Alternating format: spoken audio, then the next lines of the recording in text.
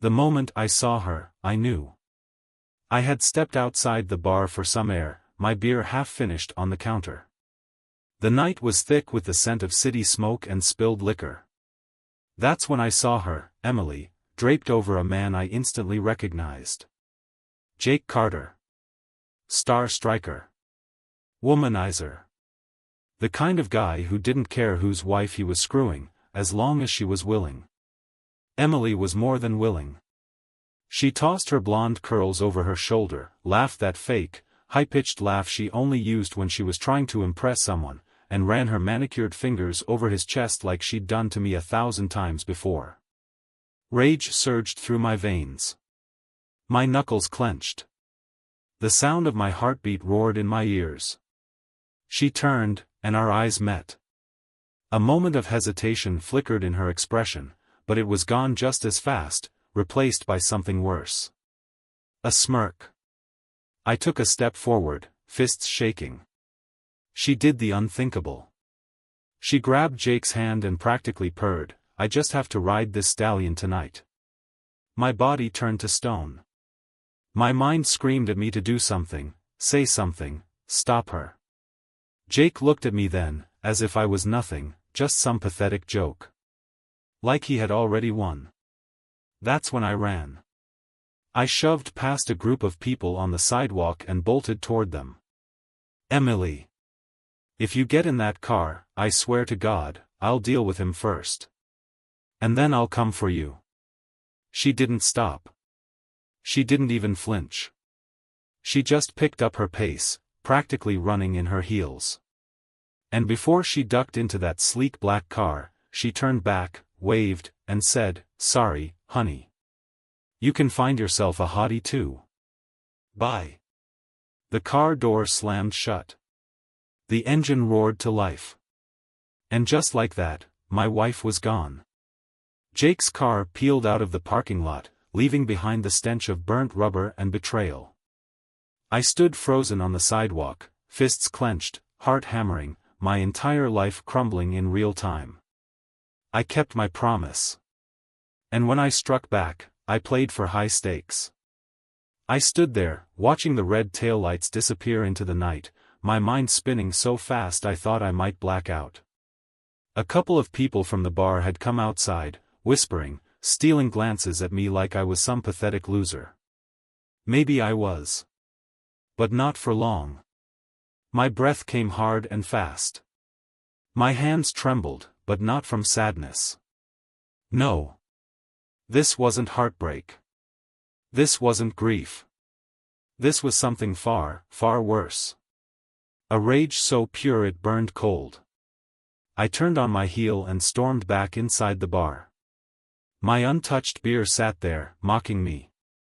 I grabbed it, chugged the rest in one go, and slammed it back on the counter. "Another," I growled at the bartender. He hesitated but poured it. As he slid it across, he muttered, "Tough night, man." I laughed, a dry, humorless sound. Oh, you could say that. Every muscle in my body screamed at me to do something. Track her phone. Call her. Get in my car and chase them down.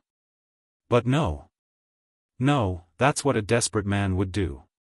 And I was no longer desperate. I was planning. Jake Carter thought he won tonight. He thought he could take my wife, rub it in my face, and drive off into the night like some goddamn king. And Emily had the audacity to look me in the eye and throw away 10 years like it was nothing. Like I was nothing. Fine. Let's see who has the last laugh. I pulled out my phone and made a call. "Hey, Tyler," I said when my friend picked up. "Need a favor?" Tyler was quiet for a second, then let out a low whistle. "You sound like a man about to do something real stupid." "Not stupid," I corrected. "Necessary." The line went silent for a moment. Then, "Where are you?" "Downtown. Just watched my wife get into Jake Carter's car." "Holy s*******, Tyler muttered. "Dude. Yeah." I took a deep breath. Meet me at my place in an hour. I hung up. Tyler was the kind of guy who didn't ask questions. He knew me well enough to understand that when I said I was handling something, I meant it. I left the bar, my body moving on autopilot. I wasn't drunk, but I felt like I was floating. A strange sense of clarity washed over me. I drove home in silence. The house was dark when I got there. Empty. Cold. I walked into our bedroom, took one look at the neatly made bed, and nearly punched the wall. Instead, I turned to the closet. Emily's clothes, her stupid designer bags, the perfume she doused herself in every morning. I grabbed one of her dresses off the hanger and stared at it. She'd worn this on our anniversary. That same anniversary she had probably already forgotten. I laughed. Actually laughed. Then I ripped it in half. The sound was satisfying. Like tearing away the last piece of whatever illusion I'd been living under. I heard Tyler's car pull up outside. A moment later, he let himself in. "All right," he said, stepping into the living room. "How bad is it?" I turned to face him, my expression hard. "It's gonna get worse." Tyler sighed and ran a hand through his hair. "All right, man. I'm here. What's the plan?" I didn't answer right away. Instead, I walked to the kitchen, grabbed 2 beers from the fridge, tossed him one. "She thinks she can humiliate me," I said, twisting the cap off mine. "Thinks she can a famous soccer player and walk away laughing." Tyler leaned against the counter, watching me carefully. "And?" "She's wrong." The next morning, Emily still hadn't come home. No text. No call. Nothing. I wasn't surprised. In fact, I was counting on it.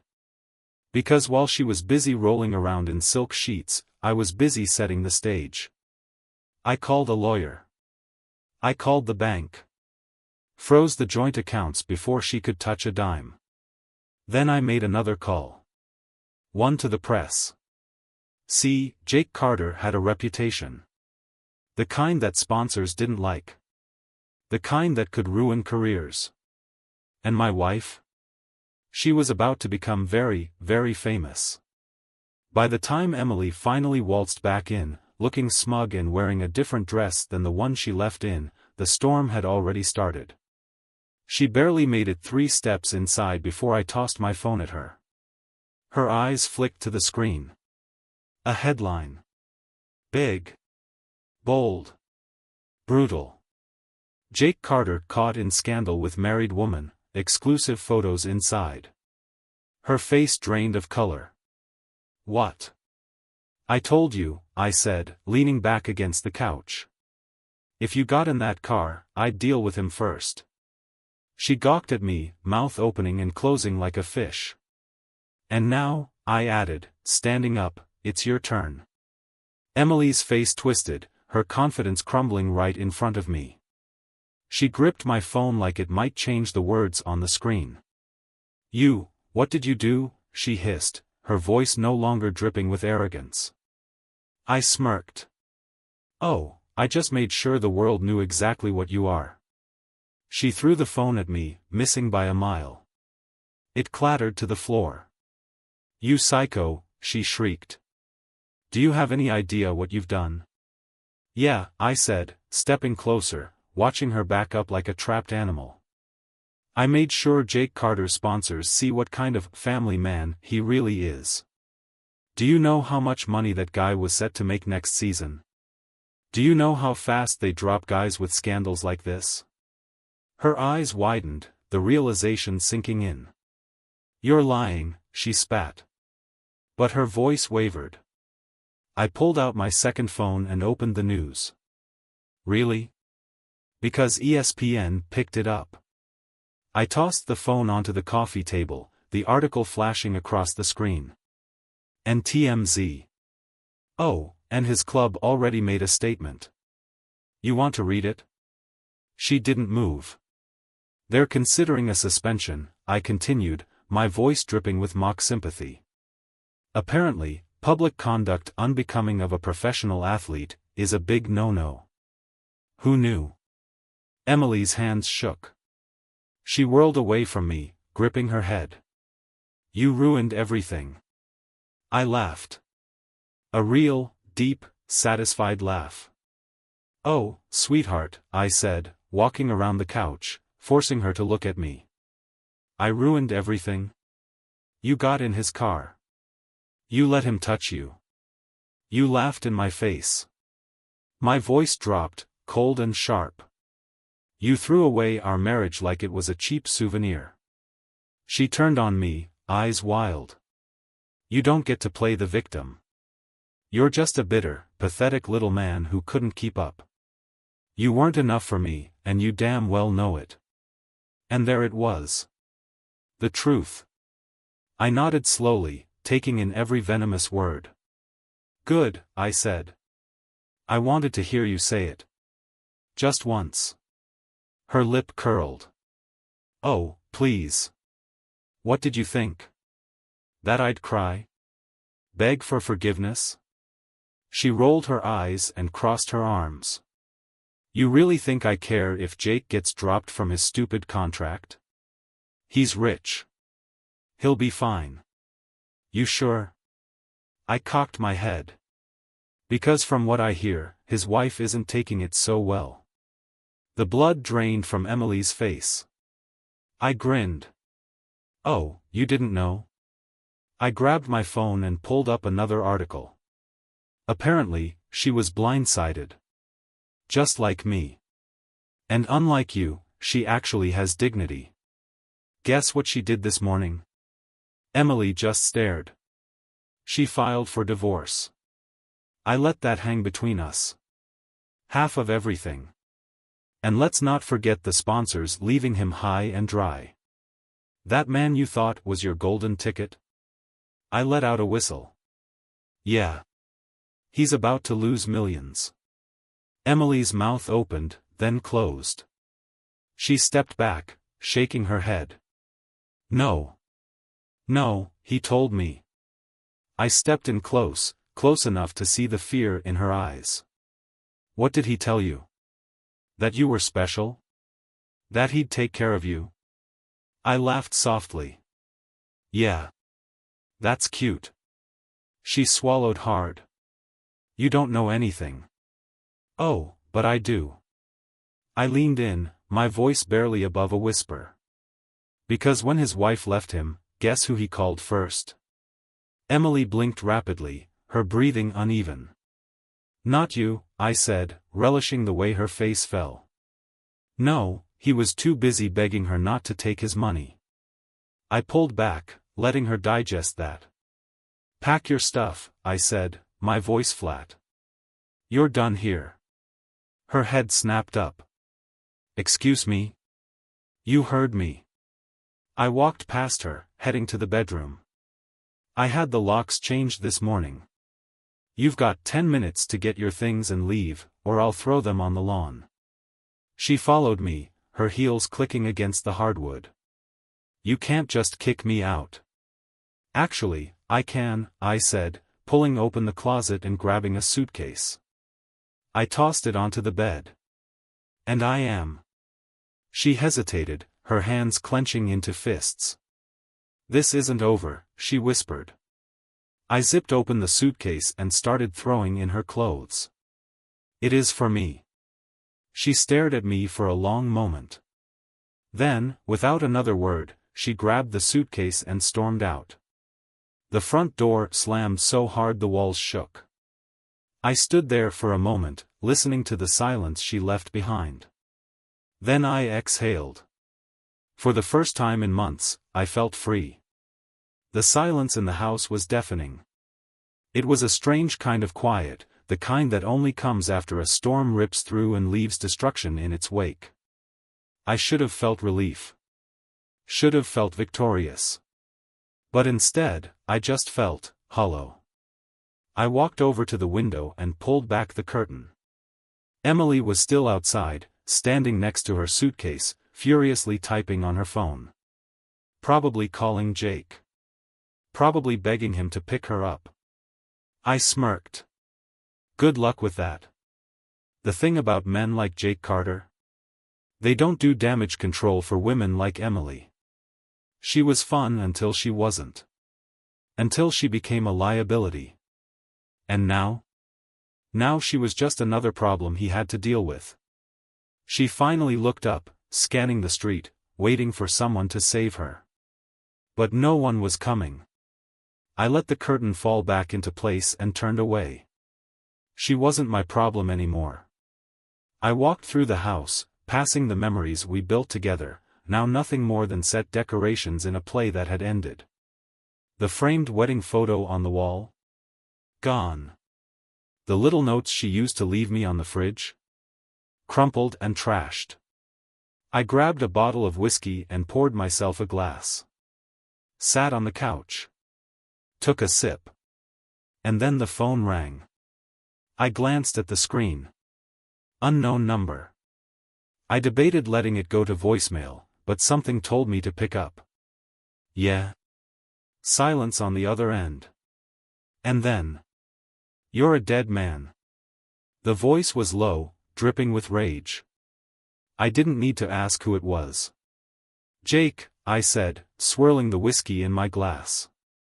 Took you long enough. You think this is funny? He growled. You think you can pull this S*** and just walk away? I chuckled, leaning back. What's wrong, superstar? Sponsors not too happy with the headlines? The sound of something slamming echoed through the phone. You don't know who the F*** you're messing with. I know exactly who I'm messing with, I said. A washed-up soccer player who thought he could screw another man's wife and get away with it. I took another sip, letting the silence stretch. How's your wife, by the way? Oh, wait. You don't have one anymore. His breathing turned ragged. I swear to God, You'll what? I cut him off. Come find me? Teach me a lesson? I leaned forward, my voice calm. Jake. Buddy. You're not the predator here. You're the prey. Silence. Then the line went dead. I smiled and tossed the phone onto the coffee table. Let him come. I finished my drink, then stood up and stretched. Walked to the bathroom. Splashed some cold water on my face. When I looked in the mirror, I almost didn't recognize myself. Not because I looked broken. But because I didn't. The man staring back at me wasn't the same man who had watched his wife climb into another man's car. He wasn't the fool who had spent years believing in something that never really existed. No. This man was something else. Something dangerous. A knock at the door. I dried my hands and walked back into the living room. Another knock, louder this time. I glanced at the clock. Midnight. Too late for friendly visits. I walked over and checked the peephole. Jake. Grinning. I let out a slow breath. Then I unlocked the door and pulled it open. We stood there, staring at each other. He looked like hell.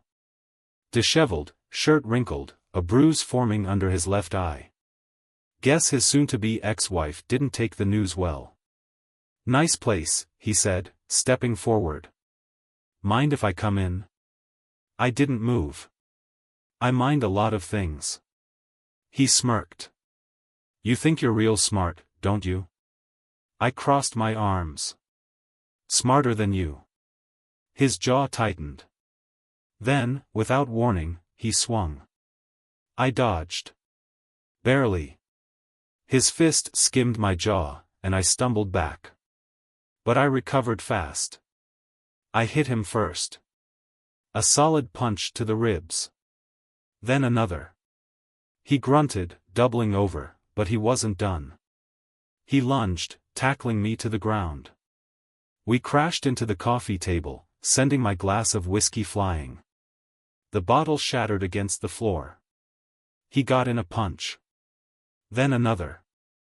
Pain exploded in my cheek, but I gritted my teeth and shoved him off. He stumbled back, giving me just enough time to grab the nearest thing, an empty whiskey bottle, and smash it over his head. He went down hard. Panting, I stood over him, watching as he groaned and rolled onto his side. Blood dripped from a cut above his eye. I wiped my mouth and exhaled. Then I crouched down, grabbed a fistful of his shirt, and yanked him close. This, I said, my voice deadly calm, was me being nice. He blinked up at me, dazed. "You ever come near me again," I whispered, "and I won't be." I let go, shoving him back against the floor. He lay there, breathing hard. I stood up, adjusted my shirt, and stepped over him. Opened the door. "Get out." He didn't move at first. But eventually, he pushed himself up, swayed slightly, then stumbled toward the door. He stopped in the doorway, turning to look at me one last time. "This isn't over," he muttered. I smiled. "It is for me."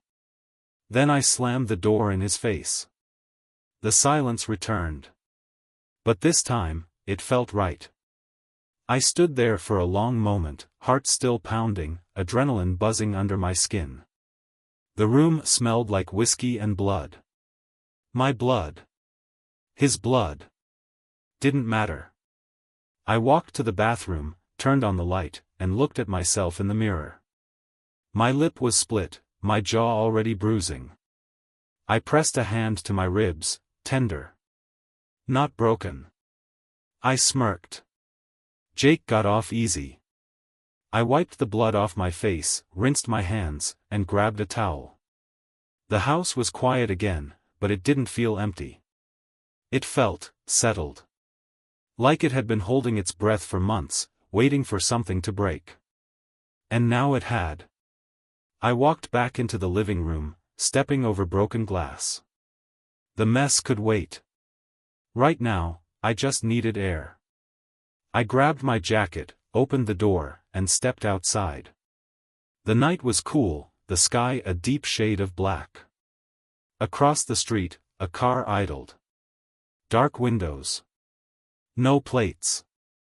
Jake? No. He wouldn't be that stupid. Still, I didn't like it. I stood there for a moment, hands in my pockets, staring at the car. It didn't move. I smirked. Let them watch. I turned and started walking. Didn't know where I was going, didn't care. I just needed to move, to feel the pavement under my feet, to remind myself that I was still here, still standing. Emily was gone. Jake was handled. But something still felt unfinished. I walked 3 blocks before I heard footsteps behind me. Slow. Deliberate. I didn't turn around. I crossed the street. So did they. I reached into my pocket, fingers closing around my keys. My heart rate didn't change, but my body tensed. All right. Let's see how this plays out. I turned down an alley, stepping into the shadows. The footsteps followed. Then they stopped. Silence. Then. You made a big mistake. I smiled. Low voice. Measured tone. Not Jake. Someone else. I turned around, slowly. 2 men. Suits. Clean cut. Not thugs. Not street guys. Professionals. Interesting. One of them stepped forward. You shouldn't have messed with Carter. I tilted my head. You work for him? A pause. Then, not exactly. I nodded. Right. So this is the part where you threaten me, rough me up a little, scare me into backing off? No answer. Just stares. I sighed. Okay, let's get this over with. The first guy moved fast. Real fast. But I was ready. I sidestepped his punch, grabbed his wrist, and twisted. Hard. He yelped, but before I could finish him, the second guy swung. Pain exploded in my ribs. I stumbled back, gritting my teeth. All right. They weren't amateurs. Fine. I could work with that. I launched forward, driving my elbow into the second guy's face. He staggered, blood spraying from his nose. The first guy recovered, lunging at me again. I caught him with an uppercut, sent him crashing against the wall. 2-on-1. Not great odds. But I'd had worse. The second guy wiped blood from his nose and pulled something from his jacket. A gun. I froze. He smirked. That's enough fun for tonight. The first guy got up, rubbing his jaw. Boss wants to talk. Boss. I exhaled, rolling my shoulders. That right? The second guy motioned with the gun. Get in the car. I didn't move. A tense beat passed. Then I grinned. No. The guy blinked. Excuse me? I took a step forward. You want me? Shoot me. I spread my arms. Go ahead. Make some noise. Bring the cops. Let's see how your boss feels about that kind of attention. Silence. They weren't expecting that. The first guy glanced at the second.